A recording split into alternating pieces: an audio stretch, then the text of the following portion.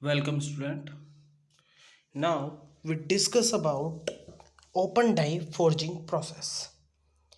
It is the simplest and important forging process. The shape generated by this process are simply like shaft, disc or ring. An example of open die forging in the steel industry is shaping of a large square casting ingot into a round cross section. Open die forging operation produce a rough form of workpiece, hence a subsequent operation are required to refine the part to final shape. Open die forging process can be depicted by solid workpiece placed between the two flat dies as shown in this figure. As you see in these figures, there is a two flat dies. There is a two flat dies which is applying the upper the lower dice is a fixed and upper dice is a movable.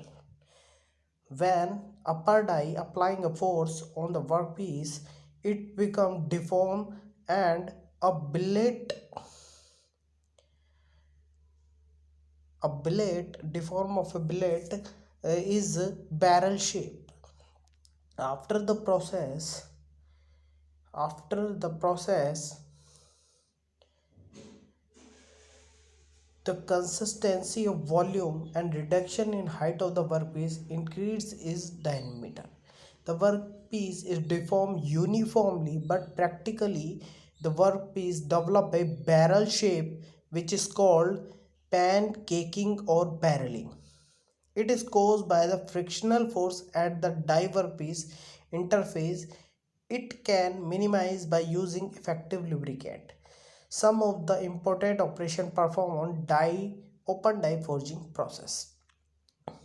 In fulling process, as you see in this figure, the upper die, as you see in this figure, the upper die and lower die have some curve shape structures. It is performed reduce the cross section, redistributed the metal in a workpiece, interpretation of subsequent shapes forging. It is performed with the die of convex shape. This operation is done with the help of convex shaped dies. Now we move to adding. In adding process, the die have a concave shape. Concave shape, it working principle similar to filled ring operation. Only the difference is that die have concave surfaces. In cogging, it consists of sequence of forging compression along the length of the workpiece to reduce the cross section and to increase the length. It is used to produce bloom, slab, etc. from cast ingot. The die used in this operation are flat or have slightly counter surfaces. This operation is called incremental forging.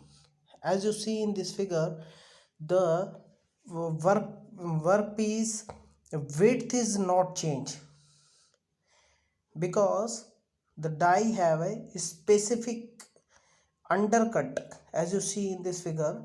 So the width is not increase or decrease, but its height or thickness is change. Okay, now we move to impression die or closed die. In impression or closed die, it is concentrated to a specific direction. As you see in this figure, impression means the die have a special uh, design or undercut which is we want to produce by the operation of die casting. Closed die forging, as you see in this figure, when the force is applied to a workpiece, then it occur the shape of die which is used in this operation. Initially, the cast ingot is placed between two impression dies. As the die close to its final position, flush is formed. In this operation, as you see, some space in this spaces after the operation, some material flow in given cavities. This is called flush, which is cut by the trimming process, which is discussed in next chapter. The initial step in the process are used to redistribute the metal in the work part to achieve a uniform deformation and required metallurgical structure in the subsequent step. The final step bring the component its final geometry. Also, the drop forging is used. Number of blow of hammer may be used to each step. As flush is formed during the process is used to produce more complex component by this die. Now we talk about the difference between open die forging or closed die forging. In this method, in open die forging, workpiece is compressed between two flat dies. But in closed die forging, it has some impression in die. Workpiece a compression between two impressed dies. The cost in open die forging, the cost of die is low because it is a flat surfaces, but in closed die forging it have high cost because it have a impression which is produced in the dies. The process is simple in open die casting, but in closed die casting process is complex. In open die, during the process there is a poor utilization of material. During the process there is a better utilization of material. In open die forging, after the process, machining of component is required. Machining of component is required because when we compress the material on a flat dies, it flow in different direction, so we have to machining operation occur on the workpiece to achieve required product. But in closed die forging, the machining of component is not required.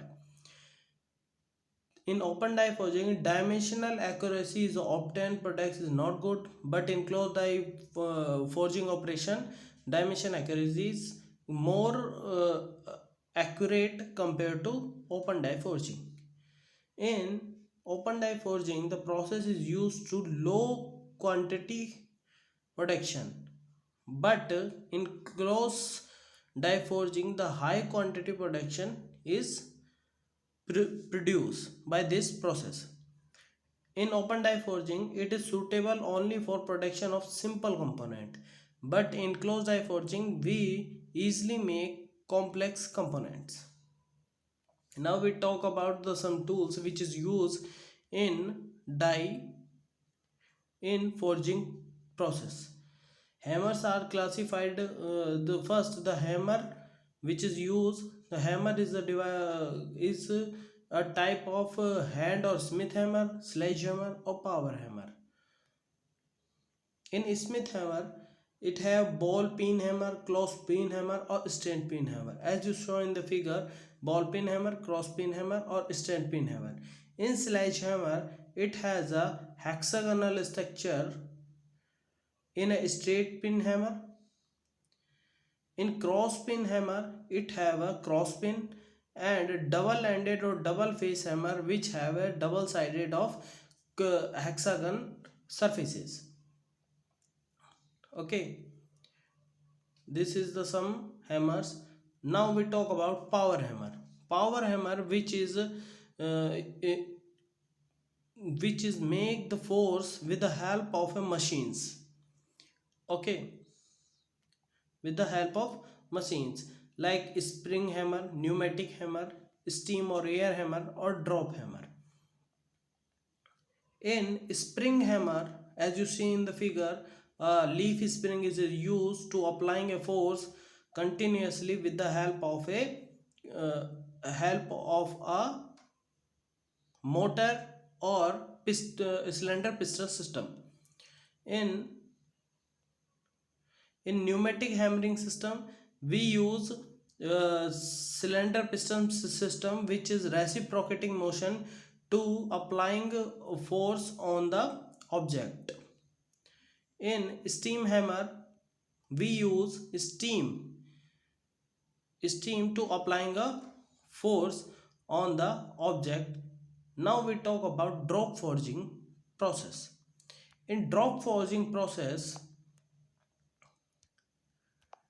is different from smith forging, as in drop forging close impression rather than open face or flat die is used. This process utilizes close impression die to obtain the required shape of the component.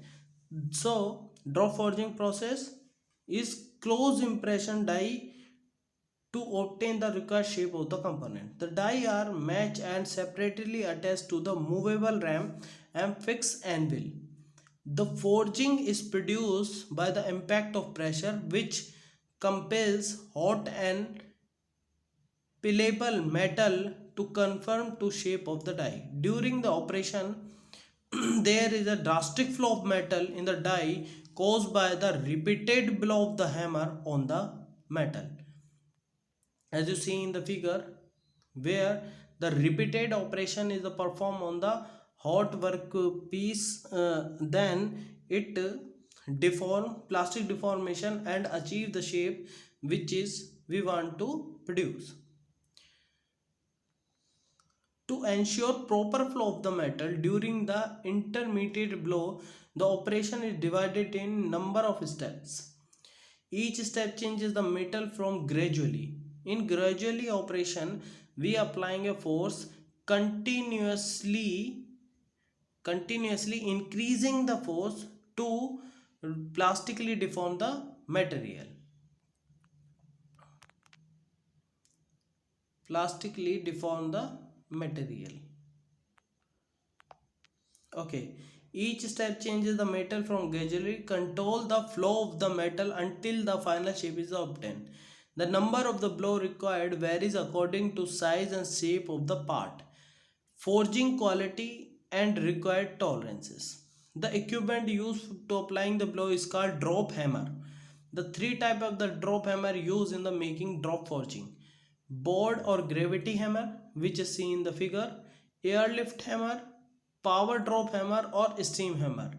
This is a different type of the hammer which is used to perform this operation. The drop forging In drop forging, die consists of two halves, that is lower half and upper half. The lower half of die is a fixed anvil to the machine, while the upper half is fixed to the ram.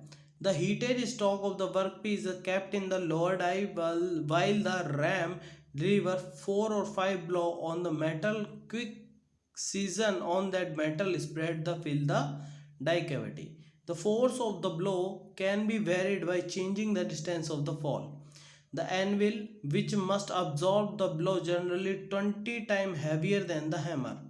The broad hammer, which is a work rapidly, give 300 blows per minute. The broad hammer can do wide variety of the work. They are less expensive compared to the other. The component manufactured by drop forging is car axle, crankshaft, connecting rod, leaf spring, crank hook, jet engine, turbine dies and blades. Now we discuss about the disadvantage of drop forging operation. The boards are liable to frequent breakage. The intensity of the blow cannot be controlled during the stroke. Dimensional accuracy is less. The life of the hammer and die is less. More noise and vibration are produced during the operation. Now we discuss about press forging operation. In press forging operation is the same as like drop forging operation. The action is relatively slow, squeezing instead of delivering heavy blows, and penetrate deeply because it gives the metal time to flow. Press forging are shaped at each impression with a single smooth stroke, and they can stick to the die impression more rigidly. Press forging are generally more accurate dimensionally than drop forging. Press or forging may be of two types, hydraulic or mechanical press. The die used carry relatively less draft and has more complicated shape compared to com- shape can be forged. The life of the press and the die is longer than that of the hammer die used on them. It is some process which occur in press forging, machine or upset forging. In upset forging process, we increase the diameter we increase the diameter